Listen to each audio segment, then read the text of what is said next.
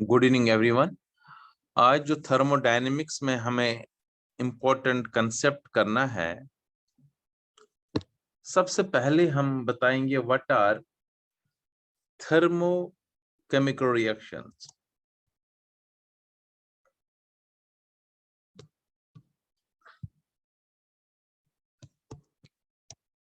Thermochemical reactions क्या होती है?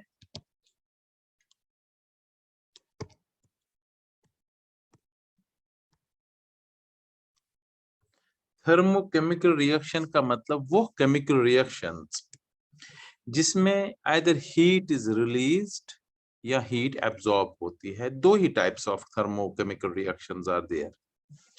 मतलब ऐसी रिएक्शन जो हमें हीट देती है, रिएक्शन होने के बाद हमें हीट मिलती है।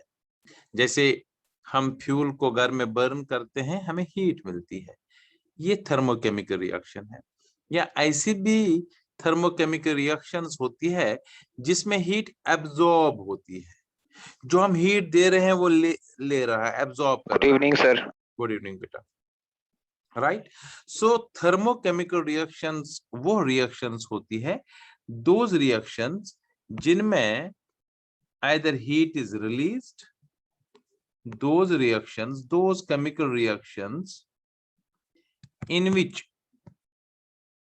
heat is released, जिनमें हीट रिलीज होती है, इवॉल्व होती है,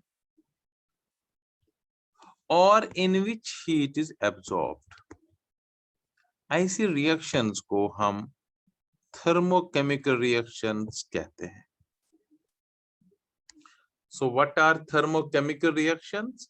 जिनमें हीट चेंज होगा, आइदर हीट एब्जॉर्ब होगी और हीट रिलीज होगी। ठीक है ना। एक्चुअली जो ये थर्मोकेमिकल रिएक्शंस है, ये दो टाइप्स की होती है, हमें यही करना है। वेरी इंपॉर्टेंट कंसेप्ट है exothermic reactions.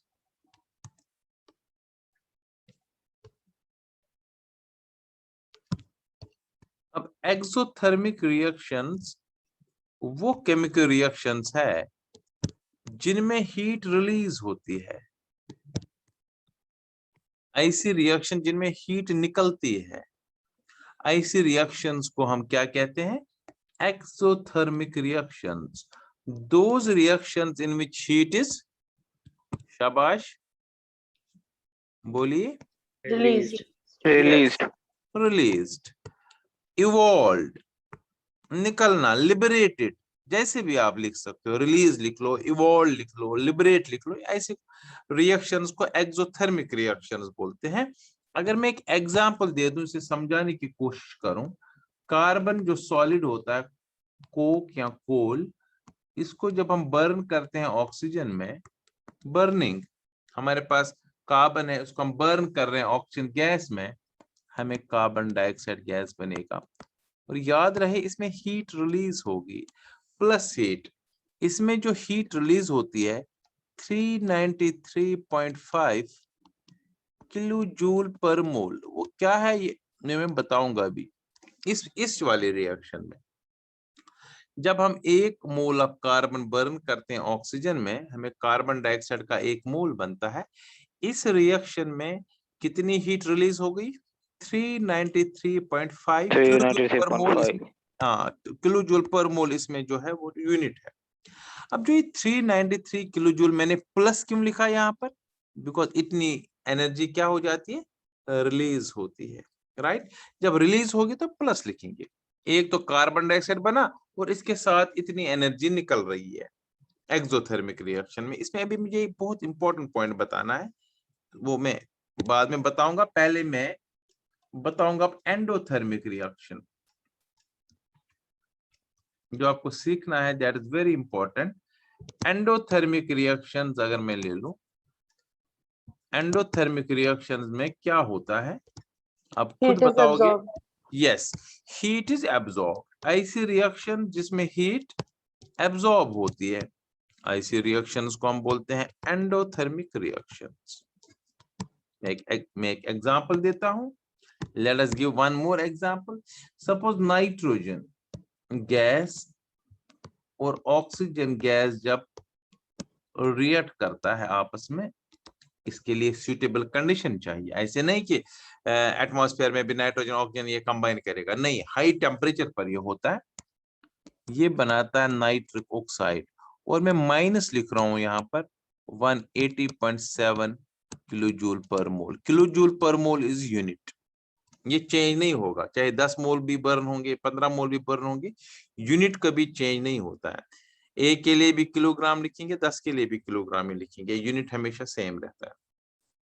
So heat absorb endothermic reaction, heat released is exothermic reaction. लेकिन मुझे बड़ा इंपॉर्टेंट पॉइंट यहां बताना है, हीट चेंज। अब पहले आपको ये सोचना है, जब कार्बन प्लस ऑक्सीजन कंबाइन करके कार्बन डाइऑक्साइड देता है और हीट देता है, कार्बन प्लस ऑक्सीजन रिएक्टेंट्स में जो है, रिएक्टेंट्स में हीट कंटेंट होगा, एंथैल्पी होगी, और प्रोडक्ट में भी हीट कंटेंट होगा, एंथैल्पी होगी, राइट। अब पूरे ध्यान से सुनिएगा। मान लीजिए रिएक्टेंट में टोटल एनर्जी 200 है, अब रिएक्टेंट कन्वर्ट होता है प्रोडक्ट में, और प्रोडक्ट की टोटल एनर्जी 100 है। बताओ अब क्या होगा, 200 वाला 100 में कन्वर्ट होता है, 200 है रिएक्टेंट्स की एनर्जी, प्रोडक्ट की 100 है, तो 100 जूल कहां जाएगा, ये रिलीज होगी। तो इसका क्या मतलब है, जिस रिएक्शन में हीट रिलीज होती है उसमें एनर्जी कंटेंट ज्यादा किसका होगा, शाबाश, रिएक्टेंट का। बहुत अच्छा। जब रिएक्टेंट्स में 1000 जूल है, ये प्रोडक्ट में कन्वर्ट हो रहा है जिसकी 100 जूल है, तो 900 तो रिलीज ही होगा ना, वो कहां जाएगा वो एनर्जी। सो पहले आपको ये समझना है, जो भी एक्सोथर्मिक रिएक्शन है, जो रिएक्शन एनर्जी लूज करती है, जो एनर्जी, जिसमें एनर्जी लिबरेट होती है, जिसमें एवोल्यूशन ऑफ एनर्जी होती है, उसमें हीट कंटेंट किसका ज्यादा होता है, एंथैल्पी किस रिएक्टेंट्स की हमेशा ज्यादा होती है, एंथैल्पी ऑफ प्रोडक्ट्स की, राइट। अब मैं दूसरे एग्जांपल पर लेता हूं। अब 100 है रिएक्टेंट्स की एनर्जी और प्रोडक्ट्स की 200 है, बताओ 100 200 में कैसे कन्वर्ट हो जाएगा energy, in terms of energy, अगर वो 100, एब्जॉर्ब, हाँ, वो एब्जॉर्ब 100 करेगा बाहर से, इसने 180.7 किलो जूल एब्जॉर्ब की, क्योंकि रिएक्टेंट्स की एनर्जी इतनी कम थी प्रोडक्ट से। समझ आया, रिएक्टेंट जब प्रोडक्ट में कन्वर्ट होगा, इतनी एनर्जी कम थी तो ये एब्जॉर्ब करनी पड़ी, तभी ये रिएक्शन हो गई। समझ आया। तो ऐसी रिएक्शन के लिए आप मुझे बताओ, एंथैल्पी ऑफ रिएक्टेंट्स क्या होती है, कम, किससे, एंथैल्पी ऑफ।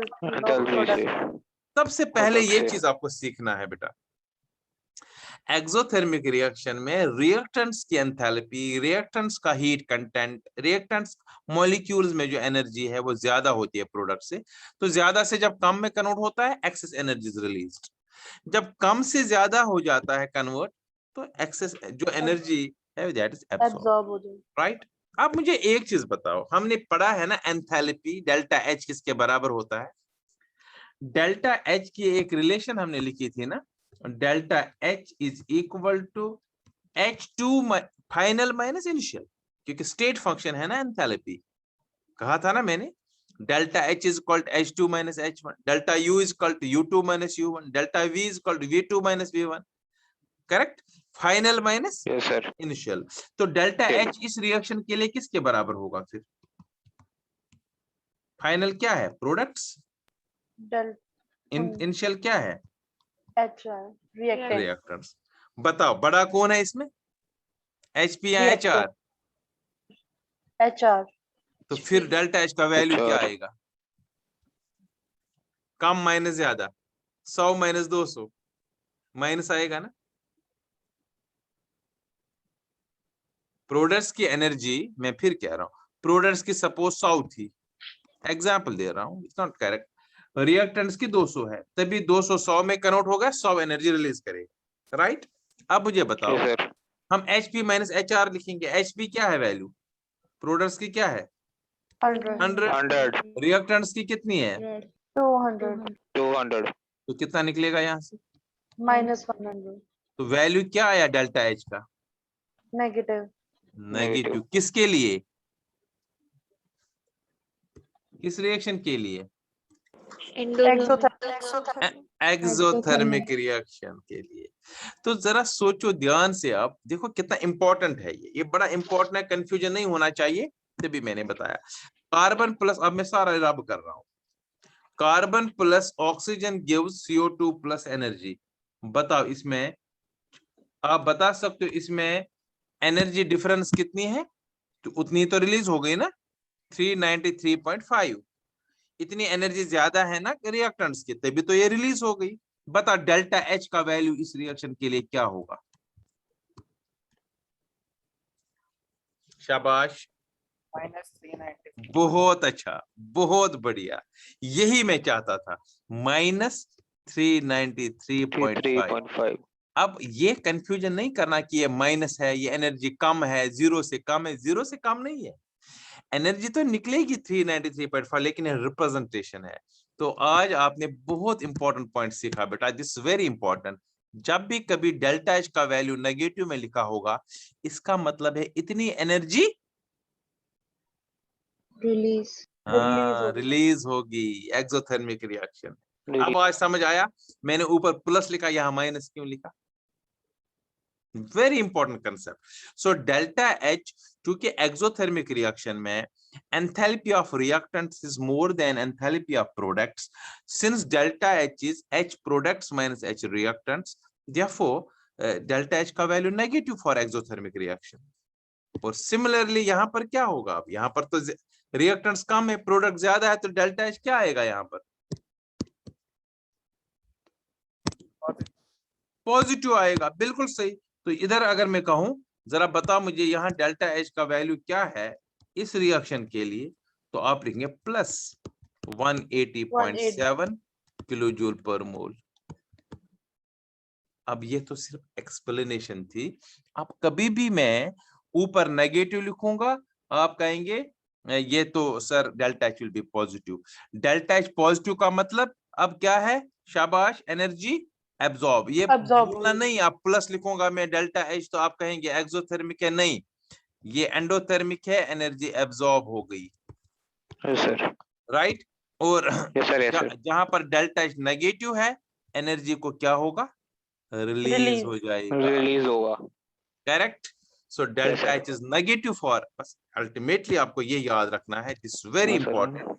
डेल्टा H अब नेगेटिव किसके लिए वैल्यू है, एक्सोथर्मिक, और डेल्टा H पॉजिटिव किसके लिए वैल्यू है, एंडोथर्मिक, एक्सोथर्मिक। क्योंकि बहुत सारे बच्चे ये सोचते हैं कि माइनस अगर है तो क्या मतलब है, शायद माइनस तो नहीं है, वो जो ऊपर माइनस है, नहीं, वहां प्लस, ये यहाँ पर डेल्टा H माइनस, वहां माइनस, एंडोथर्मिक की रिप्रेजेंटेशन सिंपल फॉर्म अगर लिखें तो delta H is positive, this is endothermic. अब शॉर्टकट में यही याद रखना है, जब भी मैं एक्सोथर्मिक रिएक्शन, जिस रिएक्शन में हीट रिलीज होगी वहां पर डेल्टा H का वैल्यू आएगा नेगेटिव, जिस रिएक्शन में एनर्जी एब्जॉर्ब होगी डेल्टा H का वैल्यू पॉजिटिव आएगा। दिस इज वेरी इंपॉर्टेंट, पहला आज का क्वेश्चन, समझ आया बेटा? Yes sir. इसको कोई डाउट इसमें? Yes sir. हाँ पूछो, डाउट अगर है तो पूछो। सर डाउट नहीं है सर, उसके लिए ओके ओके, समझ आ गया। अब इसके बाद next question, very important, enthalpy, enthalpy of phase transition है अब नेक्स्ट क्वेश्चन, ठीक है। Enthalpy of phase transition, phase, एक फेज जब एक फिजिकल स्टेट से दूसरे फिजिकल स्टेट में कोई बॉडी चेंज होती है, उसमें जो एनर्जी, या तो दो ही चीज है ना, दो ही ऑप्शन है ना, या तो एनर्जी एब्जॉर्ब होगी या तो एनर्जी निकल जाएगी, दोनों कंडीशंस में हम लिखेंगे एंथैल्पी चेंज होगी, एनर्जी एब्जॉर्ब या एनर्जी रिलीज। जब फेज ट्रांजिशन होगा, what do you mean by phase transition, एक एलोट्रोपिक फॉर्म से दूसरे एलोट्रोपिक फॉर्म में जाना, या सॉलिड स्टेट से लिक्विड स्टेट में जाना, करेक्ट, या लिक्विड स्टेट में गैस स्टेट में कोई सब्सटेंस जाता है, तो फेज तो चेंज हो गया ना। अगर इस रिएक्शन में जिसमें फेज चेंज हो रहा है, कितनी एनर्जी रिलीज होगी यहाँ कितनी एनर्जी एब्जॉर्ब होगी, 1 मोल का मगर हम लेते हैं, हम लिमिटलेस नहीं रख सकते हैं। अगर सपोज मैं कह रहा हूं डायमंड कन्वर्ट होता है ग्रेफाइट में, डायमंड कन्वर्ट होता है ग्रेफाइट में, करेक्ट, इसमें भी चेंज इन एंथैल्पी होगी। when diamond gets converted into graphite, there is change in enthalpy. Enthalpy जो डायमंड इंटू ग्रेफाइट है, इसमें बेटा याद रखना है 1.9 kilo joule heat is released per mole, it is unit kilo joule per mole. इतनी heat release होगी इस रिएक्शन में। 1 मोल डायमंड, 12 ग्राम डायमंड, डायमंड कार्बन ही है, 12 ग्राम डायमंड अगर कभी हम कन्वर्ट करने की कोशिश करेंगे ग्रेफाइट में, तो पर मोल नेट एनर्जी कितनी निकलेगी हमें, 1.9 किलो जूल पर मोल। ये हो गया बेटा एंथैल्पी ऑफ फेज ट्रांजिशन, क्योंकि एक फेज से एक एलोट्रोपिक फॉर्म से दूसरे एलोट्रोपिक फॉर्म में चेंज आई ना, समझ आ रहा है ना। सो अगर मैं क्वेश्चन बोलूं अभी, या मैं ऐसे लेता हूं, अभी ये मैं अभी आगे बताना है, मैं सिंपल बता रहा हूं। अगर मैं आइस को कन्वर्ट कर रहा हूं वाटर में, अगर आइस वाटर में कन्वर्ट होगा, कोई आप में से बता सकता हीट एब्जॉर्ब होगी या हीट इवॉल्व होगी? आपको बताना है हीट इज इवॉल्व और हीट इज एब्जॉर्ब जब आइस वाटर में कन्वर्ट होगा। सर evolve आपके पास आइस है, इसको पानी में कन्वर्ट कर लो, तो हीट देनी पड़ेगी ना। Yes sir. तो 6 किलो जूल पर माइनस लिखा मैंने, सो डेल्टा एच क्या आएगा इसका वैल्यू? तो इसके लिए जो डेल्टा एच का वैल्यू होगा, बताओ आप डेल्टा एच इसका वैल्यू। शाबाश, +6 जूल पर मोल। बहुत सुंदर बेटा, 6 जूल। बहुत सही बेटा, यही तो सीखना है आपको, +6 किलो जूल पर मोल। तो इस रिएक्शन, इस हीट को क्या बोलेंगे, इस एंथैल्पी चेंज को क्या बोलेंगे?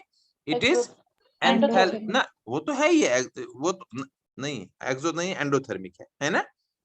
प्लस मैंने कहा ना एंडोथर्मिक, अभी डेल्टा एच जब ये ऊपर से पता चल रहा है ना माइनस है, तो ये एंडोथर्मिक है, तो डेल्टा एच पॉजिटिव। मगर है क्या ये? Enthalpy of phase transition. अगर मैं आपको कहूं what is enthalpy of phase transition, इसको डिफाइन कर लो जरा, बताओ क्या करेंगे हम? क्या बोलो, कोई भी स्टूडेंट बोल सकता, कोई चिंता नहीं, गलत भी हो जाए कोई। किन रिएक्शंस के लिए हम ये बताते हैं एंथैल्पी ऑफ फेज ट्रांजिशन? जब कोई एक एलोट्रोपिक फॉर्म से दूसरे एलोट्रोपिक फॉर्म में कन्वर्ट होगा, या एक फिजिकल स्टेट से दूसरे फिजिकल स्टेट में कन्वर्ट होगा। मगर कितना कितना हमने कंसिडर करना है? शाबाश, 1 मोल। यस, 1 मोल किसी भी सबस्टांस का एक एलोट्रोपिक फॉर्म से दूसरे एलोट्रोपिक फॉर्म में जब कन्वर्ट होगा, एक फिजिकल स्टेट से दूसरे फिजिकल स्टेट में कन्वर्ट होगा, उसमें कितनी एनर्जी या तो निकलेगी या तो एब्जॉर्ब होगी, उस एनर्जी को क्या बोलेंगे हम?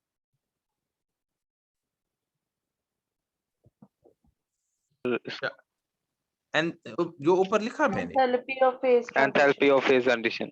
यस। सो अब मुझे डेफिनेशन चाहिए enthalpy of phase transition. It is the enthalpy change. Enthalpy change का मतलब एनर्जी रिलीज और एनर्जी एब्जॉर्ब, दोनों चीजें।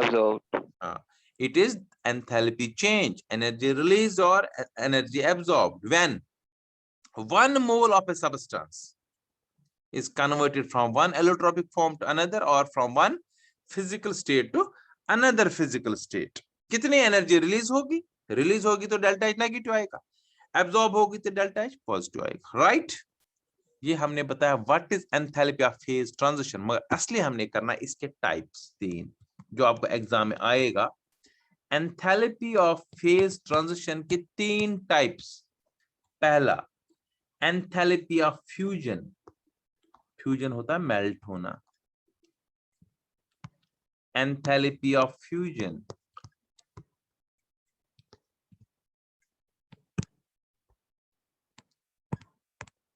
Very important concept. मैं एग्जांपल देता हूं अगेन, आइस को कन्वर्ट कर रहे हैं वाटर में, लिक्विड वाटर में, आइस भी वाटर ही फॉर्मूला H2O, लेकिन वो सॉलिड है, इसको हम ऐसे भी लिख सकते हैं H2O सॉलिड ब्रैकेट में या आइस। तो मैंने अभी कहा कितनी एनर्जी की आवश्यकता है, 6 किलो जूल पर मोल की आवश्यकता है, 6.0 एब्जॉर्ब kilojule per होगा। mole. तो इसलिए इसमें डेल्टा Okay, एच sir. क्या होगा, डेल्टा एच, मगर क्या है इस वक्त delta H, delta H fusion, enthalpy of fusion, इसके नीचे लिखते हैं Fusion. सबस्क्रिप्ट इस डेल्टा के साथ, और लेफ्ट साइड ऑफ एच कितना आएगा वैल्यू, वो अगर ऊपर Plus प्लस 6.0. या 6.0 kilo joule per mole, right. So what is enthalpy of fusion, now define कर सकते हो, it is the enthalpy change. वैसे फ्यूजन है तो एनर्जी क्या होगी हमेशा, एब्जॉर्ब, मेल्ट करना किसी चीज को, एनर्जी क्या होगी हमेशा, absorb. So it is the enthalpy change या एनर्जी एब्जॉर्ब्ड व्हेन, कितना बताया था मैंने, कंसिडर करना है when 1 mole. 1 mole of a solid, 1 mole. 1 mole of a solid is converted into its liquid state। मगर एक चीज बड़ा महत्वपूर्ण है बेटा, देखो ध्यान से, मैंने आइस ले लिया, आइस तो डिफरेंट टाइप्स का हो सकता है ना, आइस अगर हम 0 डिग्री सेल्सियस पर भी आइस होता है ना, -10 डिग्री सेल्सियस पर भी आइस होता है, -20 डिग्री सेल्सियस पर भी आइस होगा। अब इस आइस को वाटर में कन्वर्ट करना है, इस आइस को वाटर में कन्वर्ट करना है, इस आइस को वाटर में कन्वर्ट करना है, एक एक मोल तीनों का ले रहा हूं, आपको बताना है कि तीनों में सेम एनर्जी लगेगी या अलग एनर्जी लगेगी।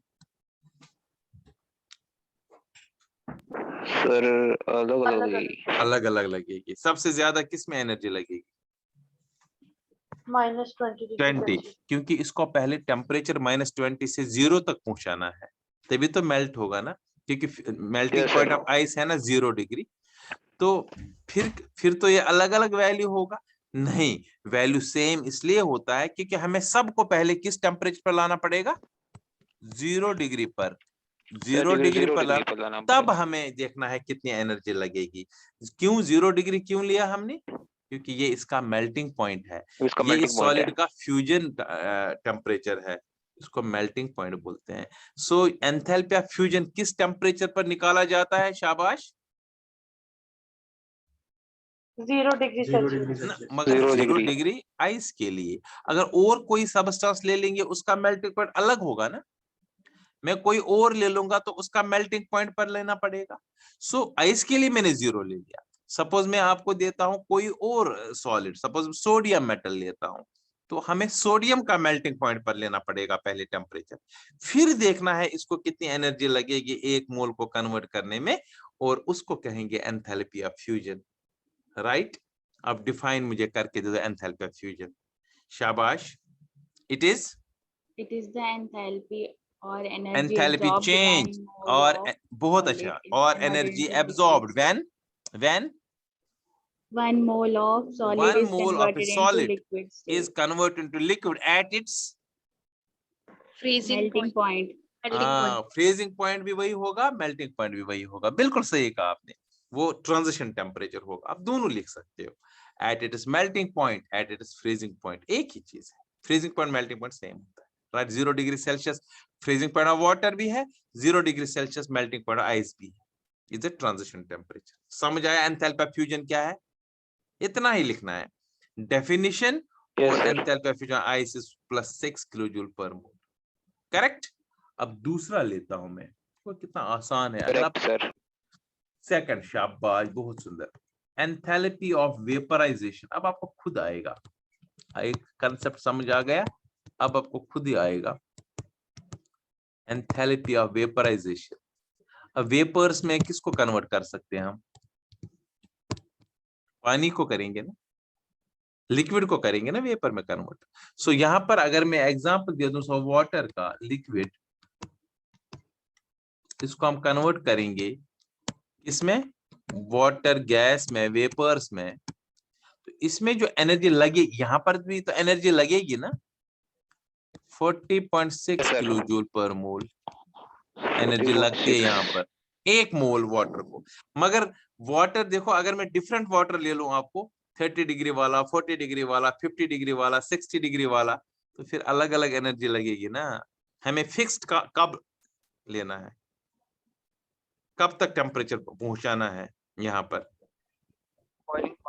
बहुत अच्छा, 100 पर 100 पर पर पहुंचाना पहले है। पहुंचाना है, 100 तक पहुंच गया, फिर हमें एनर्जी देनी है और फिर देखना है कि 18 gram water, 1 mole of water जिसमें 18 ग्राम है, को कन्वर्ट करने के लिए वेपर में कितनी एनर्जी लगेगी। जब 100 डिग्री आता है ना टेम्परेचर, फिर हमें ओवर हीट कहाँ जाती है, यही एंथैल्पी वेपराइजेशन में, वो इसको वेपर्स में कन्वर्ट कर रहा है। अब जरा डिफाइन कर लो खुद ही, शाबाश। It is again defined as enthalpy change, energy absorbed when, कितना कितना मोल बताया था मैंने, when 1 mole 1 mole. 1 mole of a liquid is converted into its, solid state. ना solid क्यों, vapors ना, Gaseous. Vapor. liquid करेंगे ना vapors में convert at its Boiling point. Boiling point. शाबाश, at its boiling point, बहुत अच्छा। सो जो ये मैंने एग्जांपल दे दी, ये बॉइलिंग पॉइंट वाला है। जब वाटर 100 डिग्री पर जाता है, हर 18 ग्राम को वेपर्स में जाने के लिए 40.6 किलो जूल पर मोल एनर्जी चाहिए। किलो जूल पर मोल जो है ये यूनिट है, मतलब 40.6 किलो जूल एनर्जी चाहिए एक मोल वाटर को कन्वर्ट करने के लिए वेपर्स में। लेकिन 100 डिग्री सेल्सियस तक लेना पड़ेगा टेम्परेचर पहले, तभी फिक्स रहेगा ये, राइट, नहीं तो ये फिक्स नहीं होगा। This enthalpy of vaporisation, it is the enthalpy change when 1 mole of a liquid is converted into its vapors at its boiling point. This is the example। और नीचे लिखेंगे एग्जाम्पल के बाद, अब इसमें डेल्टा एच वेपराइजेशन VAP यहाँ नीचे लिखेंगे, कितना है, प्लस, क्योंकि वहां पर माइनस है तो यहाँ प्लस, क्योंकि एंडोथर्मिक के लिए प्लस 40.6 हाँ, kilo sir. Joule per mole, right. This is enthalpy sir. of vaporization। और third and last enthalpy of phase transition में है enthalpy of sublimation। देखो बेटा, कुछ ऐसे enthalpy of sublimation,